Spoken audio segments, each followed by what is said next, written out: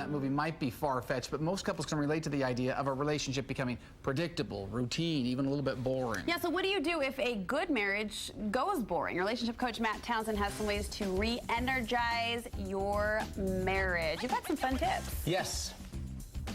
And they will stop there. You're going to share them with us at all? Do I look like Steve Carell? A little You kind of bit. do. I thought it was funny. You get that a lot, don't you? I do, all the time. Yeah, I thought it was funny we used that clip to Yeah, in fact, the whole time I'm like, oh, that looks like me.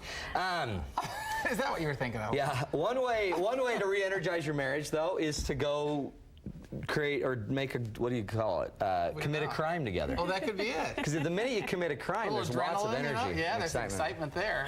Let's not do that. Okay, good. But can I just say, these are marriages we're talking about that are good marriages. These are healthy. I have a great, wonderful marriage. Been married 20 years or whatever. In fact, she called me, by the way. Did she? Yeah, you guys have an appointment Thursday. Okay, good.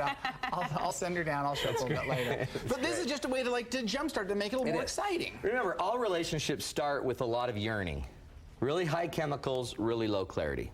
Okay? And eventually they kind of fade into a stage where the chemistry fades and the clarity gets really clear. Can I interrupt? Yes. Earning? Is earning the next one? Earning is the next stage. Yeah, see? Somebody's read my book. I have been paying attention. I really did read your book this weekend. Did you? It's amazing, Yeah, isn't it's awesome. it? I know. I wrote it.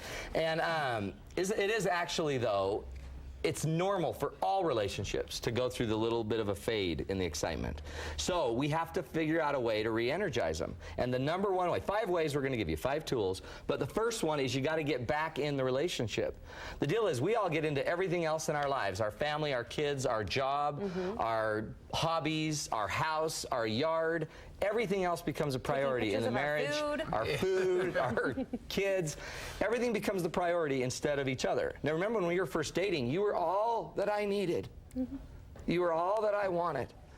And eventually everything else takes priority. You're going to break into song I about cried right now. I know, that was great. But the problem with it is you've got to choose to get in the marriage. It's like you've got to choose that I'm going to be present when I drive. Like a mental commitment. A mental commitment. I'm going to get in. So if I were you as a couple, if you know you're a little bit strained, I'd sit down and say, you know what? Let's go recommit. Let's go on a trip and recommit that we're going to get back in our marriage and make an intentional mental choice to be in. Once you're in, rule number 2, though, you got to make time for it. Just to be in, then we got to have time for each other. Research shows that comes the real stuff. You actually have to do something now. Sorry, it's not just a commitment anymore, but eventually you have to make time together. Research shows that as long as you're making time with each other, daily time to connect, you're probably going to end up connecting. If you have 10 or 15 minutes in the morning, 10 or 15 minutes at night, if you want to share some popcorn on the couch with each other, like this beautiful couple, all of a sudden it creates something magical in a weird way. I want you to make rules, or rituals I call them, to connect every single day, 2 to 3 times a day. It could be hellos, it could be goodbyes when you're hugging and kissing goodbye, it could be a little cuddle time in the morning or at night, it could be watching a show, it could be going on a date night every single week. You should make time weekly, you should make time monthly, you should make time annually and daily to be with each other. You've said before, way along the longer term schedule, the monthly or the quarterly, that it's important to get away and break away from the daily life. In fact, and I'm going to show you, that's where my wife and I lit it up the other day, because we went away. Are you going to be allowed to be talking about this? Yeah. Okay. Well, we went and lit a fire up and, at our cabin. But it reignited our marriage in a really interesting way. And by the way, we were with 9 kids. 9 student body officers. But we were chaperoning, so we'll get to that. The next rule, though, is we got to start where it all started. Okay, do you remember back in the day where you all fell in love? We all had the chemistry there. The chemistry already existed. And so one neat thing you might want to do is when you're sitting with each other, sit and talk about the old days. Do you remember when we used to go to the park, when the park was closed, and we would swing? Do you remember that? And talk about those exciting days, because there used to be things we used to do that were exciting. I mean, maybe go park where you used to park. Maybe go walk where you used to walk. I was going to say, does just talking about it, does that really... You know what, in a weird way, it does. I was going to say, it does. Yeah? I think it does, especially if you're talking positively. Oh, yeah, I hope so. I'm thinking about times my wife and I used to go and get French fries, and we don't live in that city anymore, but just us talking about, remember when we go to Nick's Burger Stop and get fries? Yeah. And there's a little bit of a ritual reconnecting. See, remember, all chemistry's stored in memory. So if you go back to the memory where the chemistry was hot, then you're going to start reigniting new chemistry. It's actually the same chemistry you used to have. Those memories are very powerful. Yeah. Most of us, when we get really mad at each other, we start reinterpreting that. We don't go to those happy moments of the past. We start only aggregating all the ugly stuff.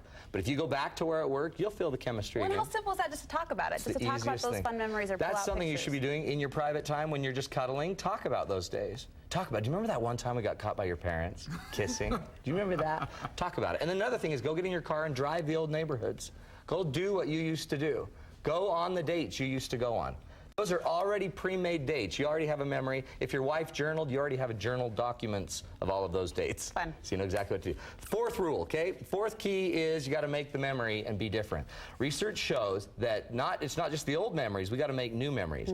The more energized and exciting the activity we're doing together, the more charged we're going to be together. So even if we don't have the chemistry together, but if we both go jump out of an airplane together with a parachute, you're going to feel something. Marty hasn't done that with you, I know. Okay, all right. But every activity you do presently can create some powerful present memories that can then become part of our past. For example, we have a picture of Marty and I. Look at our hotness.